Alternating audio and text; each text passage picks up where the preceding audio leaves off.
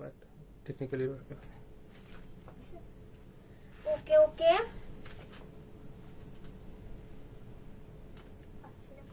তো টেকনিক্যাল হচ্ছে ইরর হয়ে গেছিল আর কি। আমরা আবার জয়েন হই, আমরা হচ্ছে আবারও শুরু করে দিই, কারণ এটা কিন্তু খুব ইম্পর্টেন্ট টপিক। আমরা যেটা পড়ছি হৃৎপিণ্ড, হৃৎপিণ্ড থেকে কিন্তু বহুত কোশ্চেন হয়, ঠিক আছে।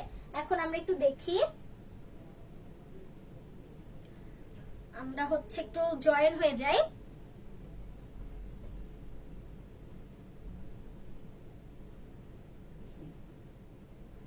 তোমরা দেখতে পাচ্ছ কিনা আবার একটু আমাকে একটু জানাই দিও, ঠিক আছে।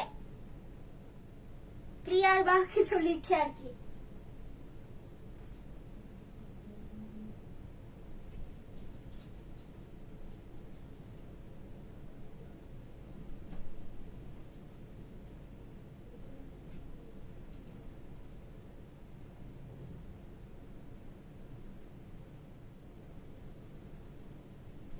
ওকে ওকে, স্তর দেখতেছিল আমরা। স্তরের হচ্ছে এতটুকু তো দেখছো যে অনৈচ্ছিক পেশি যোজক টিস্যু দ্বারা গঠিত হয় হচ্ছে হৃৎপিণ্ডের প্রাচীরটা এবং কার্ডিয়াক পেশি দ্বারা, একে কার্ডিয়াক পেশি বলে, সরি।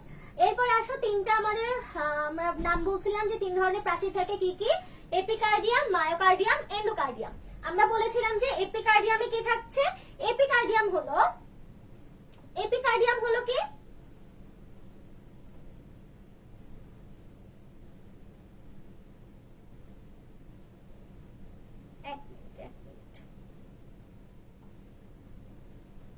এপিকার্ডিয়াম ছিল হচ্ছে বাইরের আবরণটা, যেটা আমরা এপি দ্বারা কথাটা দ্বারাই বুঝি কি বাইরের, বহিস্থ, ঠিক আছে, বহিস্থ, এবং কি বিক্ষিপ্ত ভাবে চর্বি লেগে থাকে, বিক্ষিপ্ত ভাবে চর্বি লেগে থাকে কোথায়? এপিকার্ডিয়ামে। এপিকার্ডিয়ামে এটা কিন্তু কোশ্চেন আসে যে বিক্ষিপ্ত ভাবে চর্বি কোথায় লেগে থাকে, কখন আমরা কি অ্যানসার করব? যে হচ্ছে এপিকার্ডিয়ামে। এরপরে আসো যে মায়োকার্ডিয়াম। মায়োকার্ডিয়াম তাহলে কি? মাঝের আবরণ, মাঝের আবরণ। তোমাদের কোশ্চেনে আসে হৃৎপিণ্ডের সংকোচন প্রসারণে সাহায্য করে কোন ধরনের পেশি বা কোন ধরনের আবরণ, কোন ধরনের প্রাচীর, ঠিক আছে। পেশি তো আমরা বুঝতেছি, অনৈচ্ছিক পেশি, যোজক টিস্যু, সেটা তো আছে। এরপরে যদি কোশ্চেন করে কোন ধরনের প্রাচীর, তাহলে আমরা বলবো কি মায়োকার্ডিয়াম। সংকোচন প্রসারণে সাহায্য করে কি মায়োকার্ডিয়াম। এরপরে আসো এন্ডোকার্ডিয়াম। এন্ডোকার্ডিয়ামটা কি? ভিতরের স্তর। এন্ডো, এন্ডো মানে কি আমরা জানি ভিতরে,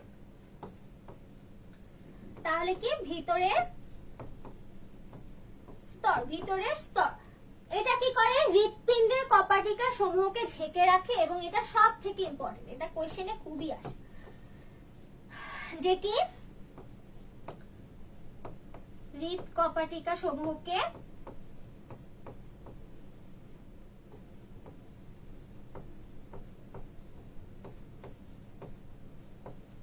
ঢেকে রাখে, হৃৎ কপাটিকা সমূহকে কি করে? ঢেকে রাখে। ওকে, এতটুকু তো তোমাদের ক্লিয়ার। এটা খুব ইজি জিনিস ছিল, আমরা পড়ে আসছি, বাট ইজি জিনিসটাই কি কোশ্চেনে আসে, বাট বেশি ইজি আসলে হচ্ছে আমরা ভুল করি বা পারি না, এমন একটা কথা আছে না, তো সেটা হয়ে যায় আর কি। আমরা ভুলবো না, ঠিক আছে, এমন ইজি করে পড়বো। ভিতরে কি থাকে থাকুক, এত কিছু তো আমাদের জানার দরকার নেই, আমি তখন জানতে হবে যে হ্যাঁ এপিকার্ডিয়াম, মায়োকার্ডিয়াম, এন্ডোকার্ডিয়াম থাকছে। এপিকার্ডিয়াম বলতে আমরা বুঝবো বাইরের, সেখানে কি চর্বি লেগে থাকে। মায়োকার্ডিয়াম কি? মাঝে, সেটা সংকোচন প্রসারণে সাহায্য করে। আর এটা কি? এন্ডোকার্ডিয়াম, যেটা কি হৃৎ কপাটিকা সমূহকে ঢেকে রাখে। ওকে ওকে, আমরা পরের স্লাইডে যাই। পরের স্লাইডটা ফাঁকা। কেন ফাঁকা? কিছু পড়া লাগবে, তাই না? হৃৎপিণ্ডের বিভিন্ন কপাটিকা নাম ও কাজ। কপাটিকা থাকতেছে কোথায়? কপাটিকা কোথায় থাকে? কোথায় থেকে কোথায় থেকে? প্রকোষ্ঠে থাকে, তাই না? প্রকোষ্ঠ, প্রকোষ্ঠ কিসের প্রকোষ্ঠ? হৃৎপিণ্ডের প্রকোষ্ঠ। আমরা এখন হৃৎপিণ্ডের প্রকোষ্ঠগুলো নিয়ে সিম্পল কিছু জিনিস জানবো, কোনো কঠিন কিচ্ছু লাগবে না, জাস্ট দেখবা, জাস্ট দেখবা। লিখো আমার সাথে, এটা লিখো। আমি সরি কালারটা পাল্টাই নেই। ওকে, ডান অ্যাট্রিয়াম। আমার সাথে লিখো, ডান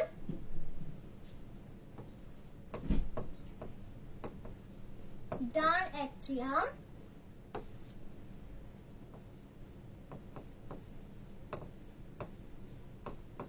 বাম অ্যাট্রিয়াম। টপিকের নামটা একটু উপরে লিখে দেই।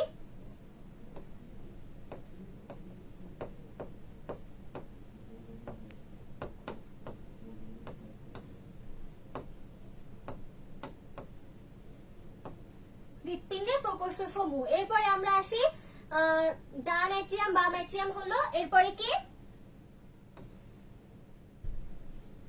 ডান অ্যাট্রিয়াম বাম অ্যাট্রিয়াম, তারপরে কি ডান ভেন্ট্রিকল,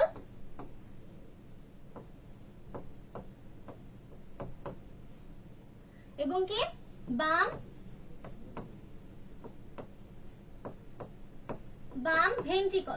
ভেন্ট্রিকল। এরপরে যেটা দেখতে পাচ্ছি তার মানে কি হৃৎপিণ্ডের প্রকোষ্ঠ সমূহ 4টি। প্রকোষ্ঠ হলো কয়টি? 4টি। কি কি? ডান অ্যাট্রিয়াম বাম অ্যাট্রিয়াম, ডান ভেন্ট্রিকল বাম ভেন্ট্রিকল। ঠিক আছে, ওকে। এরপরে আসো, ডান অ্যাট্রিয়ামে থাকবে হচ্ছে স্যান্ড বা সাইনো অ্যাট্রিয়াল নোড। সাইনো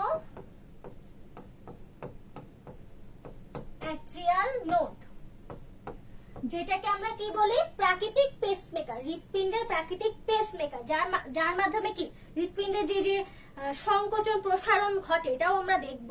সেটা কি চলমান থাকে, পেসমেকার চলতে থাকে, হৃৎপিণ্ড যেন কার্যকর থাকে, কার্যমান থাকে। এরপরে আসো আর কি থাকবে, এখানে থাকবে হলো সুপিরিয়র ভেনা কাভা,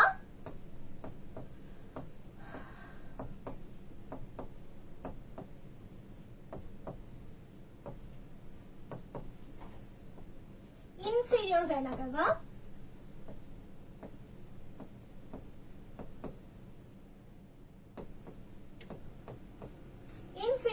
কাভা, এবং থাকবে কি ট্রাইকাসপিড কপাটিকা। এই কপাটিকার নামগুলাই আমরা কিন্তু পরবর্তীতে দেখবো। আমরা জাস্ট আপাতত এখানে একটু ধারণা নিয়ে যাই যে কোথায় কোনটা থাকছে, কারণ এখানে তো অনেক কিছু আছে, যে পালমোনারি, উপশিরা, ধমনী, অ্যাওর্টা ধমনী একই জিনিস, মহাধমনীকে হচ্ছে অ্যাওর্টা বলা হয়। এরপরে আসো আর কি থাকছে, superior vena cava, inferior vena CAVA, কোনটা থেকে কোনটা প্রবেশ করতেছে বের হচ্ছে, আমরা জলদি জাস্ট একটু করে জেনে নিব। ঠিক আছে, খুব বেশি কঠিন করে আমরা পড়বো না।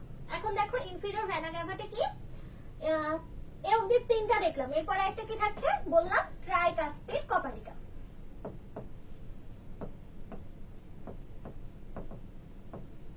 ট্রাইকাসপিড কপাটিকা। এখন দেখো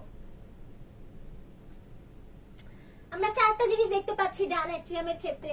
ডান অ্যাট্রিয়ামের ক্ষেত্রে কি 4টা জিনিস দেখতে পাচ্ছি, স্যান্ড বা sinoatrial node, superior vena cava, inferior vena cava, tricuspid কপাটিকা।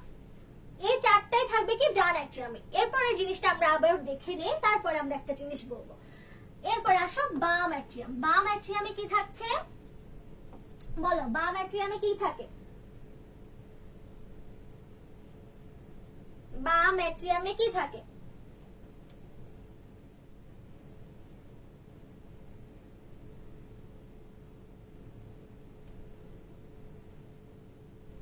বাম অ্যাট্রিয়ামে কি থাকে, কোন কপাটিকা থাকে এতটুকু বলো। বাম কপাটিকার নামের সাথে একটু মিল আছে, এই জন্য আমি জিজ্ঞেস করছি।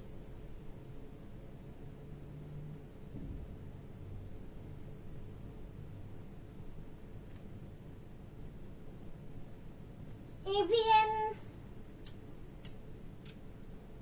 ইয়েস, সুস্মিতা পারছে, এটা হলো বাইকাসপিড কপাটিকা থাকে। বাম বাইকাসপিড, বাম বাইকাসপিড, বাম অ্যাট্রিয়ামে থাকছে কি বাইকাসপিড কপাটিকা। এই কপাটিকা নিয়ে আমরা ক্লিয়ার হয়ে যাব। আরেকটা জিনিস থাকে কি পালমোনারি শিরা বা ফুসফুস। পালমোনারি বলতেই আমরা বুঝবো কি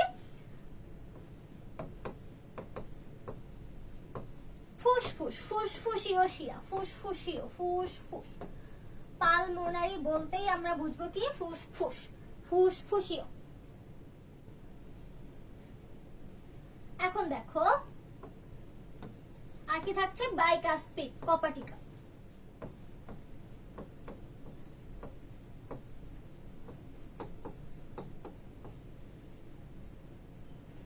আবারও সেম জিনিসে দেখো এখানে কি হচ্ছে, ভেন্ট্রিকল, ডান ভেন্ট্রিকল এবং বাম ভেন্ট্রিকল, ডান ভেন্ট্রিকল এবং বাম ভেন্ট্রিকল। এর আগে একটা জিনিস বলি, এই যে আমরা এই দুইটা দেখলাম, ডান অ্যাট্রিয়াম এবং বাম অ্যাট্রিয়াম। ডান অ্যাট্রিয়াম বাম অ্যাট্রিয়ামে যে জিনিসগুলো আমরা দেখতে পাচ্ছি সবগুলো কিন্তু প্রবেশ করে। এখানে কি প্রবেশ, প্রবেশ কপাটিকা তো থাকছে, কপাটিকা তো ওখানেই থাকছে, আর সাইনোঅ্যাট্রিয়াল নোডটা ফিক্সড, ওটা ডান অ্যাট্রিয়ামে ফিক্সড। বাকি আমরা যেগুলো দেখছি superior vena cava, inferior vena CAVA এবং পালমোনারি শিরা, এগুলো কি ঢোকে যে বাম অ্যাট্রিয়ামে ওটা প্রবেশ করছে। পালমোনারি শিরা প্রবেশ করছে এবং কি ডান অ্যাট্রিয়ামে প্রবেশ করছে superior vena CAVA, inferior vena CAVA. এতটুকু ক্লিয়ার? যে প্রবেশ করছে ডান অ্যাট্রিয়াম বাম অ্যাট্রিয়াম, কি প্রবেশ করছে কি কি superior vena CAVA, inferior vena CAVA, এবং বাম অ্যাট্রিয়ামে প্রবেশ করছে কি পালমোনারি শিরা। ঠিক আছে, ওকে। এরপরে আমরা ডান ভেন্ট্রিকলটা দেখে নেই। এখানে কোন ধরনের কপাটিকা থাকছে? এখানে আমরা কি দেখলাম? শিরা দেখলাম। তাহলে কি এখানে কি ধমনী?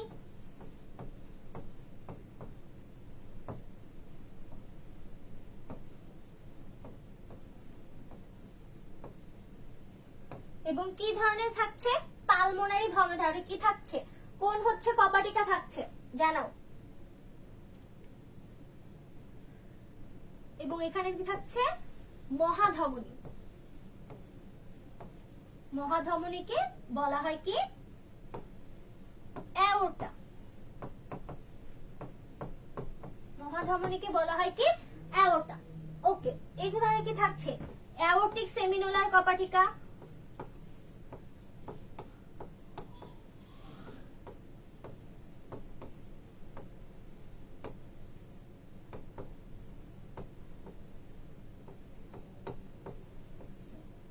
এবং কি পালমোনারি সেমিনোলার কপাটিকা। খুব ইজি। পালমোনারি ধমনী থাকছে কি পালমোনারি সেমিনুলার কপাটিকা, সেমিনুলার কপাটিকা। এবং কি ওটা যেহেতু অ্যাওর্টা, এটা কি অ্যাওর্টিক সেমিনুলার কপাটিকা। এখন কি? এখন হলো এগুলো বের হয়ে যায়। এখন হয় ওগুলো কি ছিল? প্রবেশ, আর এটা কি বের হয়ে যায়। বের হয়ে যায় কি কি পালমোনারি ধমনী ডান ভেন্ট্রিকল থেকে বের হয়ে যায়, এবং বাম ভেন্ট্রিকল থেকে বের হয়ে যায় কি মহাধমনী বা অ্যাওর্টা। এতটুকু তোমরা ক্লিয়ার? এটা প্রবেশ ছিল। প্রবেশ কোথায় হচ্ছে? ডান অ্যাট্রিয়াম, বাম অ্যাট্রিয়ামে প্রবেশ হচ্ছে কি কি superior vena CAVA, inferior vena CAVA, এবং বাম অ্যাট্রিয়ামে হচ্ছে কি পালমোনারি শিরা। এবং কি ডান ভেন্ট্রিকল থেকে বের হয়ে যাচ্ছে কি পালমোনারি ধমনী, এবং বাম ভেন্ট্রিকল থেকে বের হয়ে যাচ্ছে মহাধমনী বা অ্যাওর্টা। ওকে, আশা করি এখানে বুঝতে পারছো। আমাদের কিন্তু আরো অনেক সামনে পড়া আছে, আমাদের এগোতে হবে। ঠিক আছে,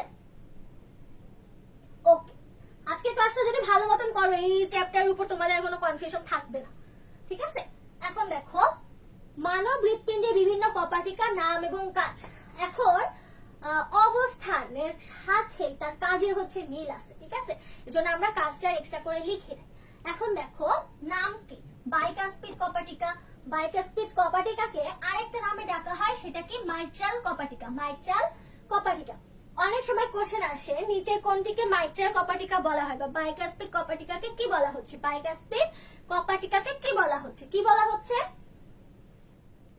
বাইকাসপিড আর মাইট্রাল একই জিনিস। এরপরে আমরা দেখি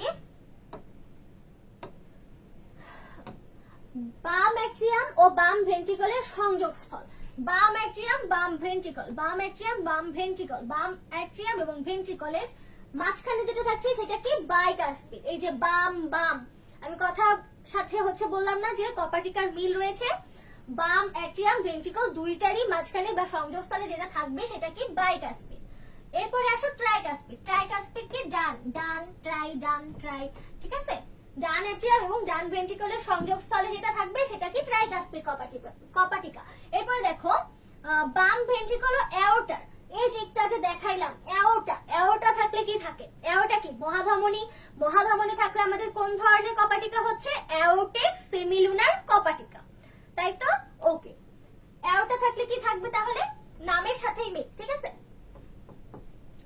বাম ভেন্ট্রিকল এবং অ্যাওর্টার সংযোগস্থলে। এটা কিন্তু তোমাদের কোশ্চেন এইভাবেই আসে যে বাম ভেন্ট্রিকল অ্যাওর্টার সংযোগস্থলে কোনটা থাকে। তোমরা বুদ্ধিমান বুঝে যাবা যে হ্যাঁ অ্যাওর্টিক থাকতেছে, অ্যাওর্টা থাকতেছে, তাহলে অ্যাওর্টিক সেমিলুনার কপাটিকা। ওকে, এখন দেখি পালমোনারি সেমিলুনার কপাটিকা কি? ডান ভেন্ট্রিকল ও পালমোনারি ধমনীর সংযোগস্থল। এটা কিন্তু তোমাদের পড়তে হবে, এটা কিন্তু খুবই খুব ইম্পর্টেন্ট এক্সামের জন্য। ঠিক আছে, স্লাইডে এই জন্য এটা অ্যাড করছি।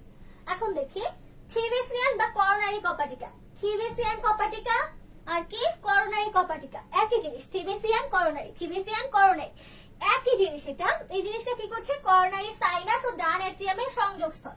এটাও আমাদের জানতে হবে, এটা কিন্তু খুবই ইম্পর্টেন্ট, এটা এক্সামে আসে, এটা এক্সামে আসে।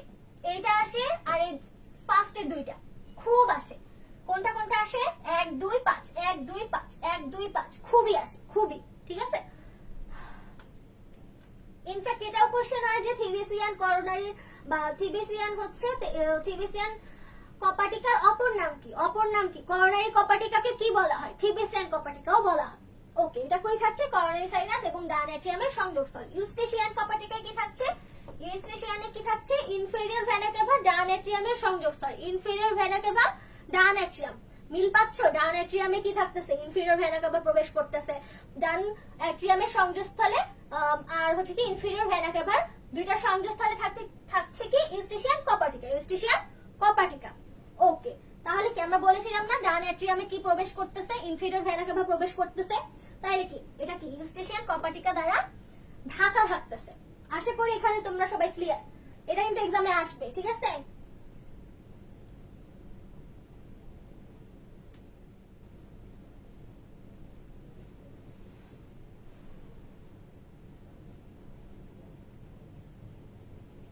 ওকে আমরা পরের স্লাইডে যাই। দেখছি যে কার্ডিয়াক চক্র, কার্ডিয়াক চক্র, কার্ডিয়াক চক্র নিয়ে বলা হয়েছে। কার্ডিয়াক চক্র,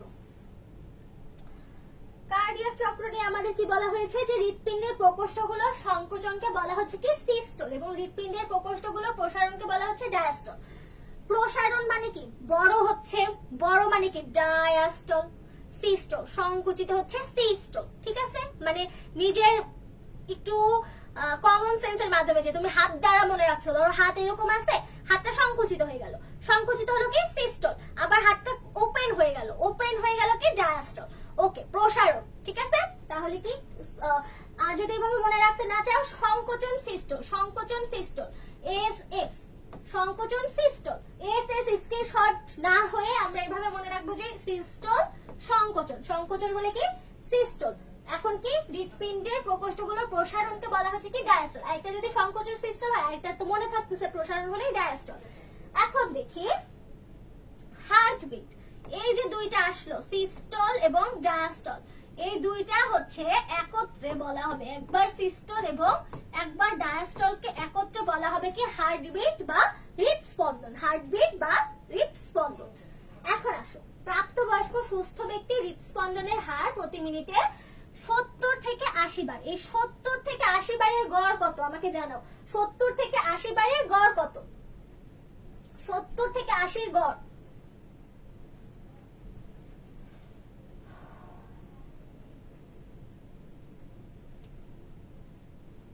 70 থেকে 80 এর গড় কত? 75। ওকে, এখন আসো কার্ডিয়াক চক্রটা তাইলে কি? এই যে প্রতি মিনিটে সংকোচন প্রসারণ, প্রতি মিনিটে সংকোচন প্রসারণ যে হচ্ছে, এটা যে চক্রের মাধ্যমে সম্পন্ন হচ্ছে এটাকে আমরা বলবো কার্ডিয়াক চক্র।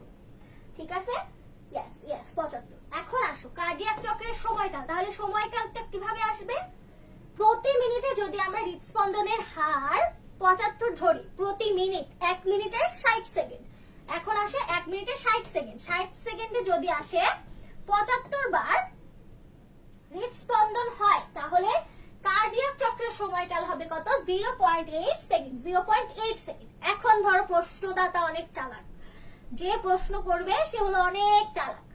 চালাক মানুষরা কি করে? একটু কনফিউজ করার চেষ্টা করে। কনফিউজ করার জন্য তুমি মুখস্থ করলা, হ্যাঁ কার্ডিয়াক চক্রের সময়কাল সময়কাল সময়কাল 0.8 0.8 0.8 মুখস্থ করে গেলে। আমি বলছি মুখস্থ করা দিয়ে কিন্তু হবে না, মেমোরাইজ মাথায় থাকতে হবে। 0.8টা কোথা থেকে আসছে? 0.8টা আসতে হচ্ছে এই যে 60/75, 60/75। এখন প্রশ্নকর্তা যদি খুবই চালাক হয় তিনি কি করবে?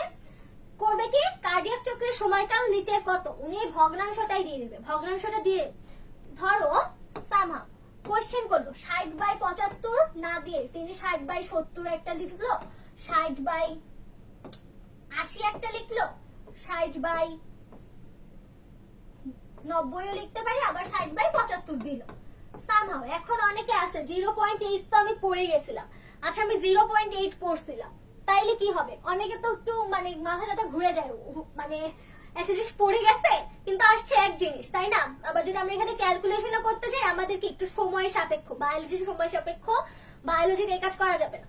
এখন কি সে দেখলো 0.8 ছিল, আমি সুন্দর করে 80 দাগায় আসি, 80 দাগে গেলে কি অ্যান্সার হবে? 80 দাগে গেলে জানাই যে হচ্ছে কি অ্যাট্রিয়ামের যে ভেন্ট্রিকলের যে সিস্টল, এটাকে সিস্টল সিস্টল সিস্টল দেখি পোলাপান কি করে। ইজি জিনিসে পোলাপান আরো বেশি ভুল করে, ঠিক আছে? এখন আসো ডায়াস্টল। ডায়াস্টল কি বলা হয়? ডাব, ডায়াস্টল ডাব। আবার সে আসতেছে ডিডি, ঠিক আছে? ডায়াস্টল ডাব,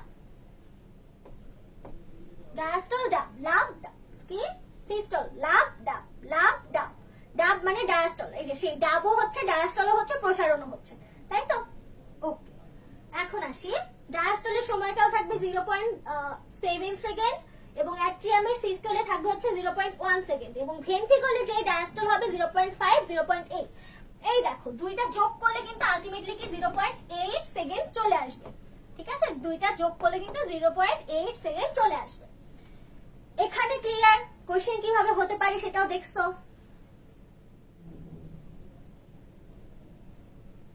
ওকে, আমরা এরপরে যাই হার্টবিটের মায়োজেনিক নিয়ন্ত্রণ। মায়োজেনিক নিয়ন্ত্রণটা কাকে বলে? মায়োজেনিক নিয়ন্ত্রণ হলো বাহ্যিক কোনো বা বাইরের কোনো উদ্দীপনা ছাড়া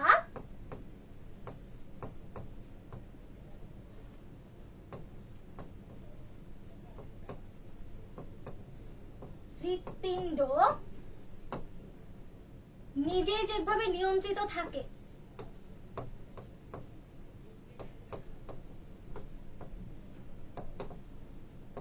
নিজে যেভাবে নিয়ন্ত্রিত থাকে তাকে আমরা কি বলবো? মায়োজেনিক নিয়ন্ত্রণ। তাকে আমরা কি বলবো? মায়োজেনিক নিয়ন্ত্রণ। এখন দেখো হৃৎপিণ্ডের সংযোগী টিস্যু বা মায়োজেনিক নিয়ন্ত্রণটা হওয়ার জন্য হৃৎপিণ্ড যে নিজে যে কাজ করবে তার জন্য কি তার ভিতরে সংযোগী কোষ থাকে বা সংযোগী টিস্যু থাকে। সংযোগী টিস্যু আবার কি 4 ধরনের হয়ে থাকে। 4 ধরনের কি কি আমরা দেখতে পাচ্ছি? স্যান, আমরা কি ফুল ফর্ম জানছিলাম কত কি? সাইনো অ্যাট্রিয়াল নোড, সাইনো অ্যাট্রিয়াল নোড। স্যান মানে কি? সাইনো অ্যাট্রিয়াল নোড। এরপরে কি? এভিএন। এভিএন টা কি? অ্যাট্রিও ভেন্ট্রিকুলার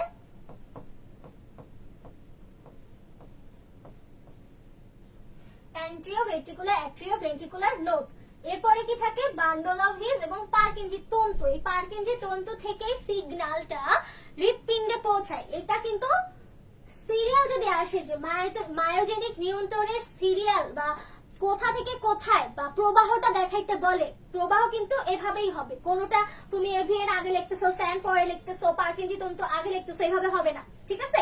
সিরিয়ালি যাবে। কারণ কি স্যান থেকেই হচ্ছে উদ্দীপনা এভিএন এ যায়, এভিএন থেকে আবার বান্ডল অফ হিজে যায়, তারপরে কি সেখান থেকে পার্কিনজি তন্তুতে যায় এবং পার্কিনজি তন্তু থেকে সরাসরি সিগন্যাল হৃৎপিণ্ডে পৌঁছে যায়, ঠিক আছে?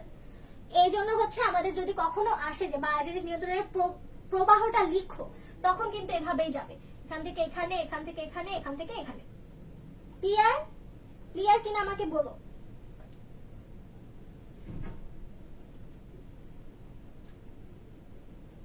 ওকে, এখন আসো যে স্যান কি কাজ করতেছে। স্যানটা তো আমরা জানছি এটা কোথায় থাকে, ডান অ্যাট্রিয়ামে ছিল, আমরা আগেই দেখেছি।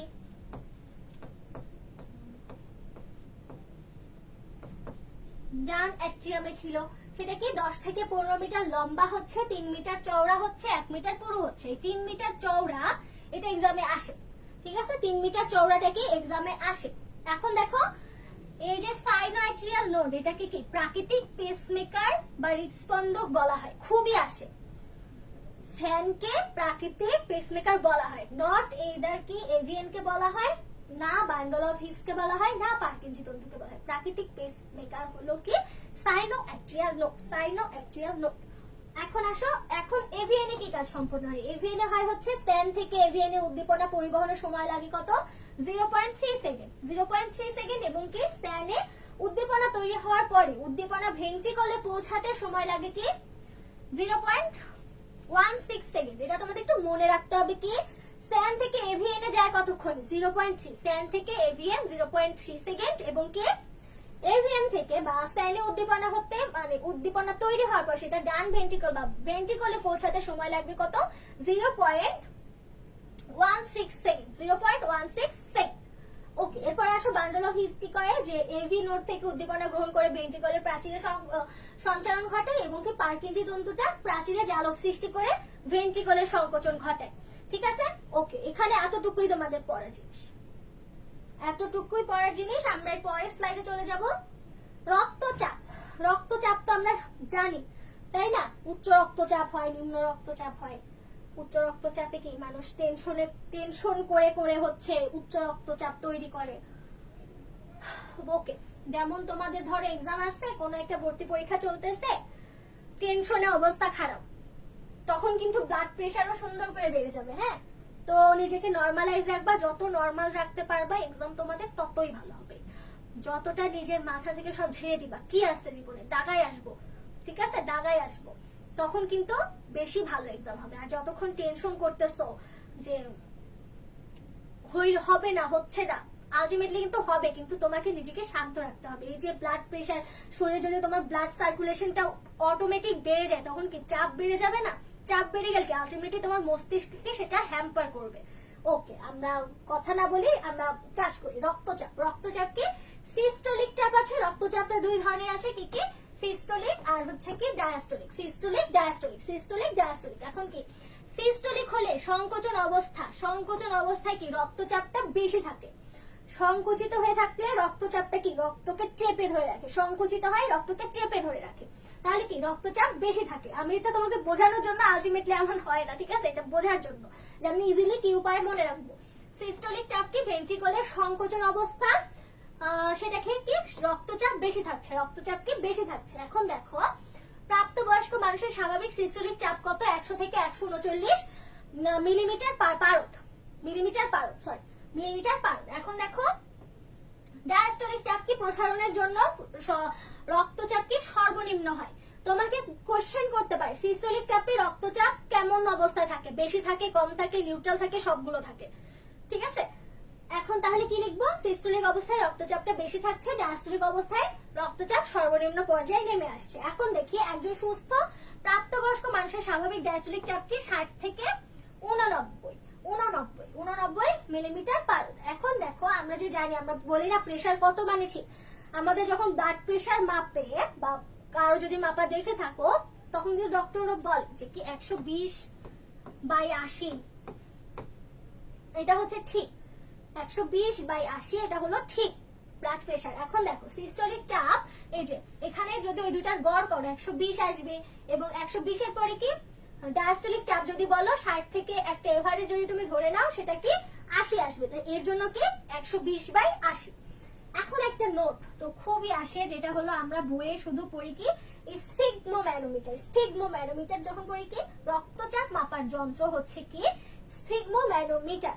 অনেক সময় সুন্দর করে কোশ্চেন করে, যেহেতু আমরা একটা কোভিড নামক একটা মহামারীকে কি উপক্রম করে আসছি, আমরা ওই দিনগুলো পিছনে ফেলে আসছি, তো একটা কি কমন সেন্সের ব্যাপার থাকে যে ওনারা কোশ্চেন করে, কি কোশ্চেন করে, হৃদস্পন্দন মাপার যন্ত্রের নাম কি, হৃদস্পন্দন মাপার যন্ত্রের নাম হচ্ছে পালস অক্সিমিটার।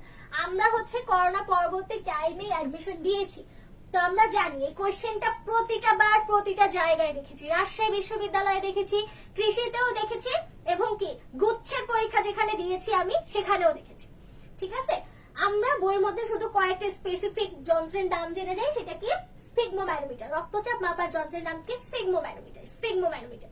কিন্তু আলটিমেটলি কোশ্চেনকে সবাইকে অবাক করে দিয়ে করোনা একদম ঝাঁপায় পড়ে যখন আসলো, তখন আমাদের কি আমরা সবাই নখে দিয়ে হচ্ছে দেখছি না পালস মাপার জন্য যে কতটুকু আমাদের পালস ঠিক মতো চলছে কিনা, যারা তোমরা হচ্ছে করোনা সিজনটা পার করছো দেখছো, তো সেখানে কি ছিল পালস অক্সিমিটার। এজন্য কি হৃদস্পন্দন মাপার যন্ত্রের নাম কি পালস, পালস মাপার যন্ত্রের নাম পালস অক্সিমিটার। কিন্তু তোমাদের একটু কনফিউজ করার জন্য দিবে কি হৃদস্পন্দন মাপার যন্ত্রের নাম কি, এই জন্য আমি এটা অ্যাড করছি। এখন দেখো উচ্চ রক্তচাপকে তো আমরা সবাই জানি হাইপারটেনশন বলা হয়, এবং নিম্ন রক্তচাপকে বলা হয় কি হাইপোটেনশন।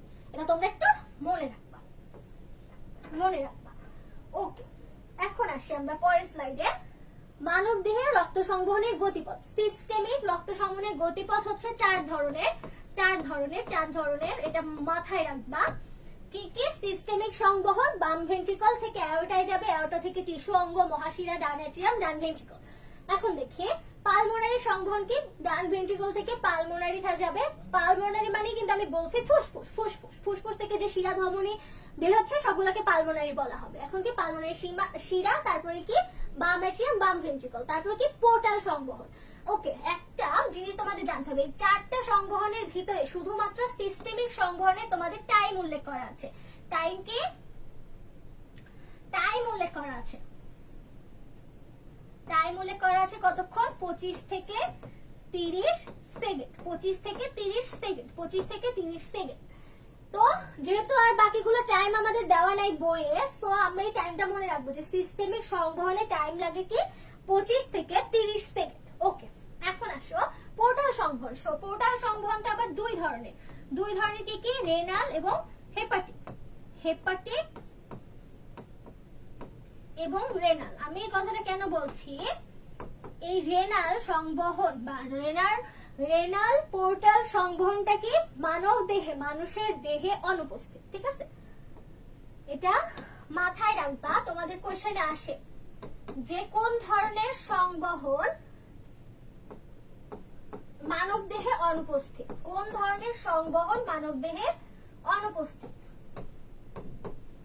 রেনাল পোর্টাল সংবহনটা কি? মানব দেহে অনুপস্থিত। এটা কিন্তু তোমাদের কোশ্চেনে আসে।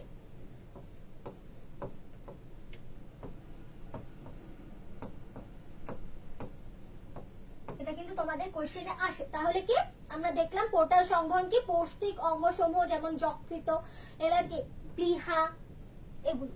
এখন কি আসো হেপাটিকা পোর্টাল শিরা থেকে যকৃততে যাবে, যকৃত থেকে হেপাটিকা শিরা, ইনফেরিয়র ভেনা কাভা, হৃৎপিণ্ড, তা থেকে যাবে কি ইনফেরিয়র ভেনা কাভা থেকে কোথায় যাবে? হৃৎপিণ্ডে যাবে। এবং কি করোনারি সংবহন, করোনারি কি? সিস্টেমিক ধমনী, করোনারি ধমনী, হৃৎপ্রাচীর, করোনারি শিরা, ডান আর্ট্রিয়াম। ওকে, এখানে তোমাদের এতটুকু পড়লেই হয়ে যাবে। বিশেষ করে তোমাদের এই সংবহনের যে ধারা প্রবাহ, এটা কিন্তু আসে কি আমি এর ভিতরে আর বাকি যেগুলো পড়িয়েছি সেগুলো আসে, কিন্তু আলটিমেটলি তোমাদের এতটুকু জানতে হবে। এটা হচ্ছে কমন বেসিকটা আমাদের একটু জানতে হবে। ঠিক আছে, ওকে, এখন আসি কার্ডিওভাস্কুলার রোগ বা হৃদরোগ। হৃদরোগটা কি?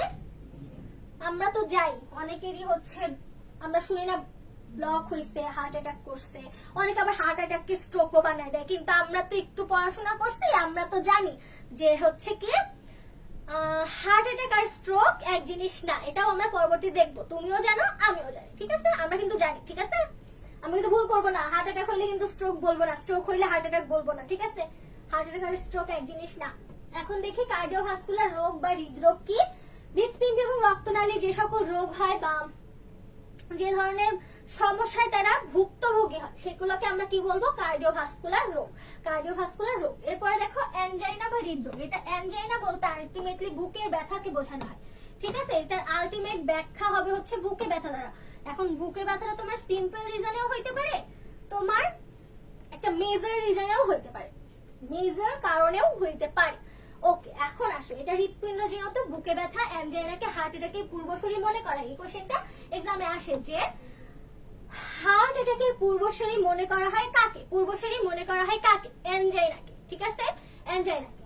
এখন দেখো ব্যথা কি 5 থেকে 30 মিনিট স্থায়ী হয়। তোমাকে বলতে পারি কোন রোগের জন্য ব্যথা 5 থেকে 30 মিনিট স্থায়ী হয়? কোনটির জন্য? অ্যানজাইনার জন্য। অ্যানজাইনা আবার কি 3 ধরনের হয়ে থাকছে। 3 ধরনের কি কি? সুস্থিত, অস্থিত এবং প্রিন্সমেটাল। এখন আমরা দেখি সুস্থিত অ্যানজাইনাটা কি। সুস্থিত অ্যানজাইনা বুকে ব্যথা হইলো তোমার, ধরো কোনো একটা রিজনে হইছে, নরমালিও হয়। ঠিক আছে, এত ভাবার দরকার নেই যে আমি অসুস্থ হইলে একমাত্র আমার বুকে ব্যথা করবে। অনেক সময় অনেক টায়ার্ডনেসের জন্যও হয়। ঠিক আছে, এখন দেখো সুস্থিত অ্যানজাইনা কি? এটা কি রেস্ট নিলে চলে যায়। এই ব্যথাটাকে রেস্ট নিলে চলে যায়। এরপর যেটা আছে সেটা কি? অস্থিত অ্যানজাইনা। অস্থিত অ্যানজাইনাটাকে মেইনলি কিন্তু হার্ট অ্যাটাকের পূর্বসূরি মনে করা হয়। এটাকে কিন্তু মেইনলি হার্ট অ্যাটাকের পূর্বসূরি মনে করা হয়। অস্থিত অ্যানজাইনাটাকে। এখন কি? প্রিন্সমেটাল। ধরো তোমার শুয়ে থাকা বা ঠান্ডা লাগা জনিত কারণে এই প্রিন্স মেটালটা হয়ে থাকে, প্রিন্স মেটালটা হয়ে থাকে। এখন কি কোশ্চেনে আসতে পারে যে হার্ট অ্যাটাক হয় কোনটার জন্য বা ঠান্ডার জন্য তোমার কোনটি হয়ে থাকে, তখন কি বলবো প্রিন্স মেটাল। ওকে, এখন আসো আমরা পরের স্লাইডে যাই।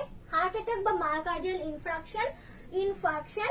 এখন দেখো কি হার্ট অ্যাটাক কে মায়োকার্ডিয়াল ইনফার্কশন বলা হয়ে থাকে। এটা কিন্তু এক্সামে আসে যে কি হার্ট অ্যাটাক কে মায়োকার্ডিয়াল ইনফার্কশন বলা হয়ে থাকে। আর কত মিনিট লাগতে পারে? 10, 15, 20? হার্ট অ্যাটাক বা মায়োকার্ডিয়াল ইনফার্কশনটা কি, এটা কিন্তু এক্সামে আসে যে নিচের কোনটি কে হার্ট অ্যাটাক বলা হয় বা হার্ট অ্যাটাকের অপর নাম কি, হার্ট অ্যাটাকের অপর নাম কি, এটা এক্সামে বলা হয়। এখন দেখো পর্যাপ্ত অক্সিজেন সমৃদ্ধ রক্ত সরবরাহের অভাবে কার্ডিয়াক পেশি ধ্বংস বা মরে যাওয়াকে বলা হয় কি heart attack. Heart attack, heart attack. এখন দেখো নোট স্ট্রোক, আমি বললাম না হার্ট অ্যাটাক আর স্ট্রোক এক জিনিসটা, এই জন্য আমি তো তোমাদের তুলনা করার জন্য একসাথে দিয়ে দিয়েছি যে কি স্ট্রোক, মস্তিষ্কে রক্ত সরবরাহের কোনো ধমনির ভিতরে ব্লকেজ তৈরি হলে তাহলে কি তাকে স্ট্রোক বলে। তাহলে স্ট্রোক মেইনলি কোথায় ঘটছে? মস্তিষ্কে। ওকে, এখন দেখি হার্ট ফেইলিওর। হার্ট ফেইলিওর কি, হৃৎপিণ্ড যখন পর্যাপ্ত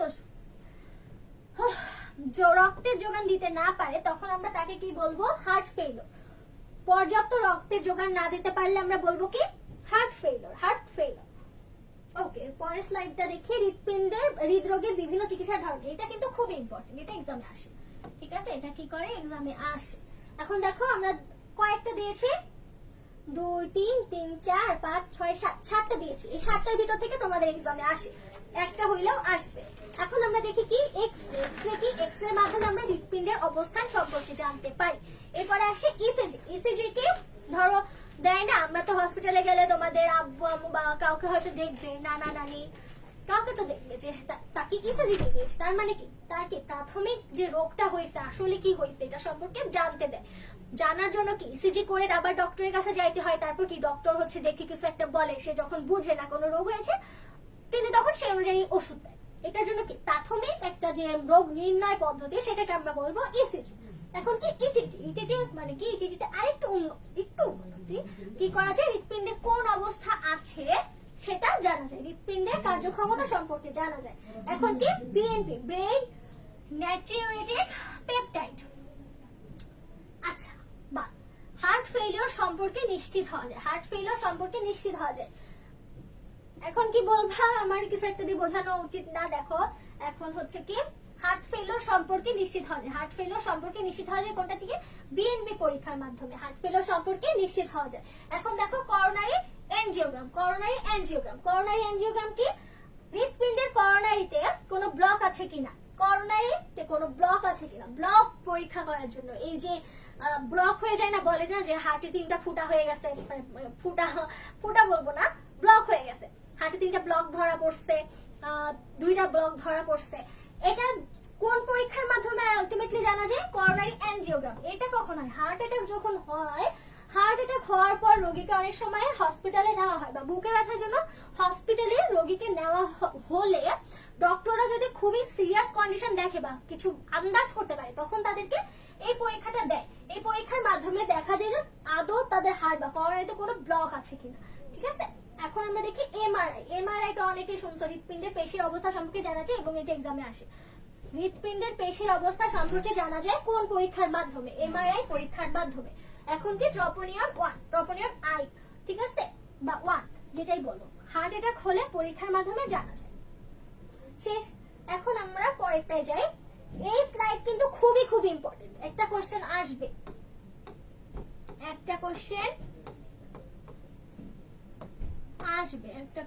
আসবে। এখন আমরা দেখি হৃদস্পন্দন বা পেসমেকার কয় ধরনের হয়ে থাকে? হৃদস্পন্দন বা পেসমেকার কি 2 ধরনের হয়ে থাকে। কি কি? একটা তো আমরা বলছি স্ট্যান্ড বা প্রাকৃতিক পেসমেকার, আর একটা কি যান্ত্রিক বা কৃত্রিম পেসমেকার। এখন আমরা দেখি পেসমেকারের গঠনটা, একটা লিথিয়াম ব্যাটারি থাকবে। কোশ্চেন অনেক সময় লিথিয়াম প্লাস দিয়ে দেয়, ঠিক আছে, lithium ion battery, lithium ion battery not, lithium ion battery হবে না, হবে কি লিথিয়াম ব্যাটারি। কিন্তু মাথার মধ্যে আজকেই ঢুকাই নাও, কোনোদিনও বের হতে দিবা না যে লিথিয়াম ব্যাটারি থাকে, লিথিয়াম ব্যাটারি থাকে, লিথিয়াম আয়ন থাকে না। ঠিক আছে, এখন দেখো সেন্সর থাকে। এখন কি পেসমেকারে ইলেকট্রোড বা সেন্সর থাকে, সেন্সরটাকে বলা হয় কি ইলেকট্রোড। এখন পেসমেকারে তার যেটা থাকে, যে তারটা দিয়ে তোমার হচ্ছে মেইনলি হৃৎপিণ্ডের ব্লকগুলোকে সরায় তারটা ঢোকানো হয়ে মানে কৃত্রিম ভাবে এটাকে সচল রাখার প্রচেষ্টা করা হয়, সেটাকে বলা হয়, তারকে বলা হয় কি লিড। এখন দেখো পেসমেকারে অপরিবাহী আবরণযুক্ত 1 থেকে 3টি তার থাকে। কয়টি তার থাকে? 1 থেকে 3টি, 1 থেকে 3টি। এবং ব্যাটারির মেয়াদ 5 থেকে 10 বছর। তোমরা হয়তো বই খুলে দেখবা 7 থেকে 10 বছর আছে। এটা তোমার বইয়ের উপর, তুমি কোন এডিশনের বই পড়ছো সেটার উপর ভিত্তি করে, ঠিক আছে? তোমাদের বইয়ে হয়তো এখন দেখতে পাবা 7 থেকে 10 বছরের মেয়াদ আছে, তো সেটাই তোমরা অ্যানসার করবা।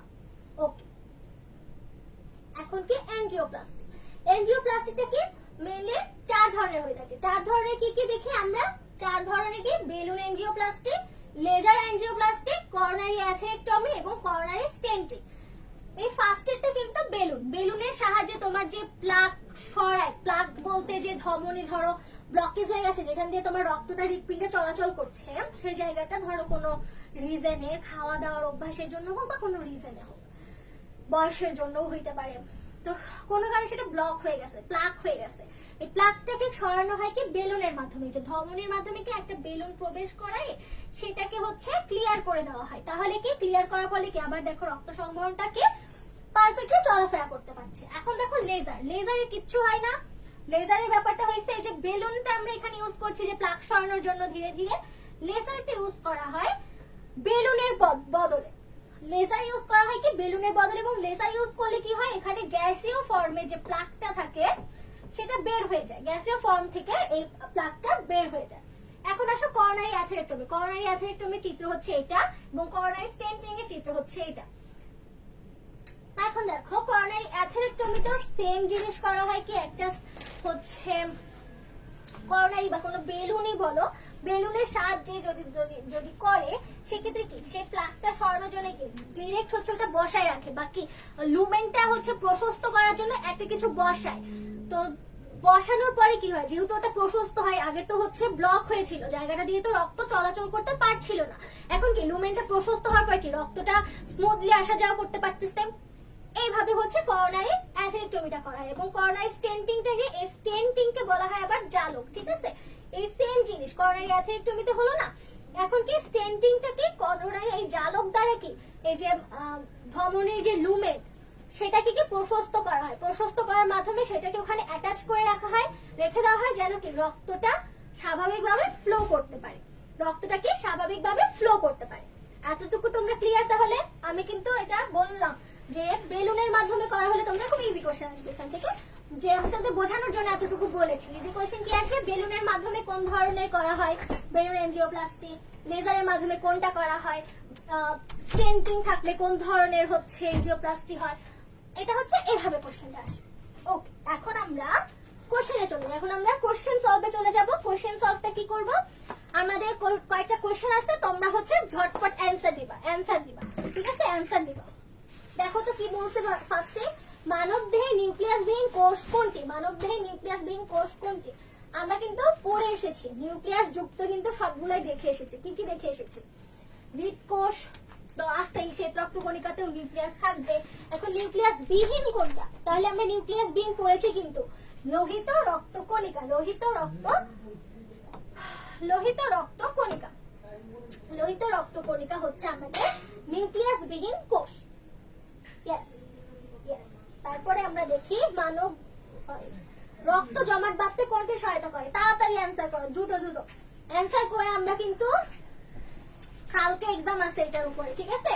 এখন দেখো রক্ত জমাট বাঁধতে সাহায্য করে কোনটি? ওই যে আমরা পড়েছিলাম রক্ততঞ্চন ফ্যাক্টর, রক্ততঞ্চনের যে আমরা 4 নম্বর ফ্যাক্টর দেখেছিলাম, রক্ততঞ্চনের 4 নম্বর ফ্যাক্টরটা কি ছিল? ক্যালসিয়াম। তাহলে কি রক্ত জমাট বাঁধতে সাহায্য করবে কি? ক্যালসিয়াম। ওকে, এরপরে আসো মানব দেহে অ্যান্টিবডি তৈরি করে কোনটি? আমরা সবগুলো কাজ কিন্তু দেখেছি, আরেকবার একটু কাজগুলো যদি দেখতে চাই, নিউট্রোফিল কি করেছিল? নিউট্রোফিল কি অ্যামিবয়েড চলনে সক্ষম,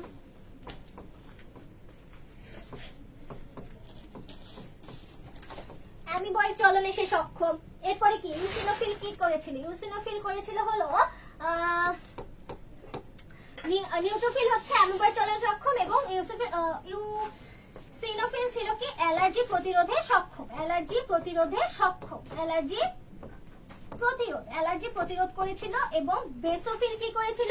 হেপারিন নিঃসরণের মাধ্যমে কি রক্তনালীতে জমাট বাঁধা, রক্তকে জমাট বাঁধতে বাধা দিয়েছিল, জমাট বাঁধতে বাধা দিয়েছিল। তাহলে কি লিম্ফোসাইট কি করেছিল? অ্যান্টিবডি তৈরিতে সাহায্য করেছিল। তার মানে কি অ্যানসার কোনটা হবে? 3 এর A। হ্যাঁ 3 এর A তোমরা বলছো, কিন্তু কোনটা কোন ধরনের কাজ করে এটা কিন্তু আমাদের জানতে হবে। কারণ কি এমসিকিউ এইভাবেও দিতে পারে যে হ্যাঁ কোনটা অ্যালার্জি প্রতিরোধ করছে, কোনটা অ্যামিবার চলনে সক্ষম, বা কোনটা রক্ত জমাট বাঁধছে। ঠিক আছে, এখন দেখো কৃত্রিম পেসমেকারের ব্যাটারি কিসের তৈরি? এই যে আমি বলেছিলাম কৃত্রিম পেসমেকারের ব্যাটারি কিসের তৈরি? তাড়াতাড়ি আমাকে অ্যানসার করে জানো, কৃত্রিম পেসমেকার কিসের তৈরি? কৃত্রিম পেসমেকার কিসের তৈরি? yes b। তোমরা এবার অ্যানসার দিবা, কারণ এটা আমি পড়িয়েছি, ভালো মতন পড়িয়েছি। তারপর কি করোনারি ধমনী কোথায় রক্ত সরবরাহ করে? করোনারি ধমনী কোথায় রক্ত সরবরাহ করে? করোনারি থেকে কি ডিরেক্ট কি বুঝতেছি যকৃত, ধমনী থেকে তাহলে কি হৃৎপিণ্ডতে যাচ্ছে। Easy answer. এখন আমরা দেখি নিচের কোনটি তৈরির প্রক্রিয়াকে এরিথ্রোপয়েসিস বলে? এই যে আমরা দেখছি কোন ধরনের রক্তকণিকা তৈরির প্রক্রিয়াকে কি বলা হয়? কোন ধরনের রক্ত তৈরির প্রক্রিয়াকে কি বলা হয়? কি বলা হয়? এরিথ্রোপয়েসিস বলা হয় কি এরিথ্রোসাইট তৈরির প্রক্রিয়াকে। এরিথ্রোসাইট কোনটা? এরিথ্রোসাইট কোনটা? এরিথ্রোসাইট হলো রোহিত রক্তকণিকা। সিম্পল। এখন আসি কোন রক্তকণিকা দেহে অ্যান্টিবডি তৈরি করে? কোন ধরনের রক্তকণিকা দেহে অ্যান্টিবডি তৈরি করে? অ্যান্টিবডি সেম জিনিস লিম্ফোসাইটই তৈরি করতেছে। আবার আসি রক্তের শতকরা কত ভাগ রক্তরস? আমরা কিন্তু এটা পড়েছি, আমি বলেছি তোমাদের জন্য এই নাম্বারটা ইম্পর্টেন্ট। রক্তরস বা প্লাজমা এবং রক্তকণিকার নাম্বার তোমাদের জন্য কি ইম্পর্টেন্ট। এটা কত ছিল? 7 ডি ভাইয়া। হ্যাঁ 7 ডি। 8 এর অ্যানসার দাও। 8 সি। यस 55%। ওকে, এরপরে আমরা দেখি মানুষের রক্তের পিএইচ কত? সেম পড়াইছি, এটা কিন্তু কোশ্চেন করছে। এবার আমরা তোমাদের কোশ্চেন করবে বাংলাদেশ কৃষি বিশ্ববিদ্যালয়, তাইলে কি তারা কোশ্চেনটা দিয়ে দিতে পারে। ঠিক আছে, তাহলে কি 7.35 টু 7.45। ওকে, এরপরে আমরা দেখি রক্তের সবচেয়ে বড় কণিকার নাম কি? আমি কিন্তু তোমাদের এটা পড়াইছি। সবচেয়ে বড় রক্তকণিকার নাম কি? সবচেয়ে বড় রক্তকণিকার নাম কি? তোমরা 10 এর অ্যানসার দাও জলদি, আমি এটা পড়াইছি। এটার অ্যানসারটা কি? এটার অ্যানসার হচ্ছে মনোসাইট। মনোসাইট হচ্ছে সবচেয়ে বড়, কারণ কি মনোসাইটটা হচ্ছে নিউক্লিয়াস যুক্ত থাকবে যেহেতু, এবং এটা বড় হবে। এবং এটা কি করবে? এটা হচ্ছে রাবিশ কালেক্টরি কোষ। এটা কিন্তু মাথায় রাখবা, রাবিশ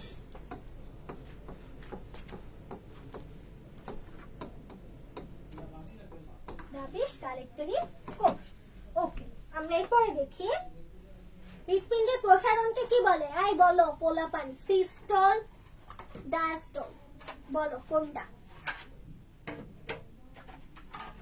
প্রসারণ। প্রসারণ, প্রসারণকে কি বলে? তাড়াতাড়ি আমাকে অ্যানসারটা জানাও। यस বি বল। ওকে, এটা তোমরা জানো। এরপর আসি মানবদেহে নিউক্লিয়াসবিহীন কোষের নাম কি? সেম জিনিস, নিউক্লিয়াসবিহীন কোষ, রোহিত রক্তকণিকা। এরপরে দেখো কোনটি এনজিওপ্লাস্টির প্রকারভেদ নয়? এটার অ্যানসার দাও। কেবলই পড়ছি এনজিওপ্লাস্টিক কোনটি, কোনটা কোনটি সব পড়ে ফেলছি। এখন কি এটা কি? এটার অ্যানসার কি? এটার অ্যানসার হলো D number, coronary artery bypass grafting. এটা আমরা এনজিও প্রকারভেদের মধ্যে দেখি না, এনজিওপ্লাস্টির প্রকারভেদের মধ্যে আমরা দেখি না। এরপরে আসো হৃদচক্রের গড় সময়কাল কত? হৃদচক্র বা কার্ডিয়াক চক্র আমরা কি দেখেছি? 0.8, এবং এটার ভগ্নাংশটা ছিল কি এরকম। ওকে ওকে, ক্লিয়ার। এরপরে দেখো আরবিসি এর আয়ুষ্কাল কত? রেড ব্লাড সেলের আয়ুষ্কাল কত? 120 দিন। ওকে, এটা তোমাদের পড়িয়েছি। এরপরে দেখো শেষ ফাঁকা স্লাইড, তো তোমাদের এখানে শেষ। তোমাদের জন্য হচ্ছে কি বড় সরো একটা থ্যাংক ইউ। দেখা হবে তোমাদের সাথে পরবর্তী ক্লাস। ঠিক আছে।